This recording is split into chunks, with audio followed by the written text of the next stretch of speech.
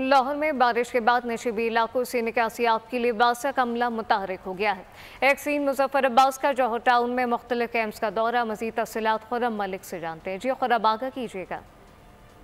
जी बिल्कुल, शहर लाहौर में मौसम बारिश का सिलसिला जो है वो जारी है। बारिश जो है वो शहर लाहौर में रिकॉर्ड की जा रही है। बताइएगा जौहर टाउन की हदूद में और पूरे लाहौर में कितने कैंप जो है वो लगाए गए हैं और कैंप जो है वो काम क्या कर रहे हैं?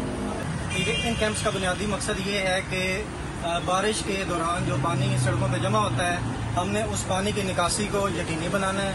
MD साहब की, वज़ीर आला पंजाब की हिदायत की रोशनी में सड़कों के ऊपर पानी जैसे ही बारिश ख़त्म हो, पानी को फौरी हमने रिमूव करना है। यहाँ पे हमने कैंप लगाया हुआ है। इसमें बुनियादी जो बेसिक टूल्स हैं वो मौजूद हैं। हमारी सक्शन मशीनरी वो यहाँ पे खड़ी होती है, जेटर मशीन वो यहाँ पे खड़ी होती है।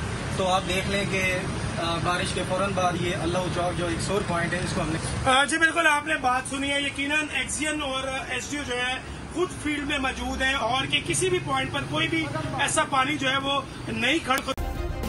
सब्सक्राइब करें और बेल दबाएं ताकि कोई खबर रह न जाए।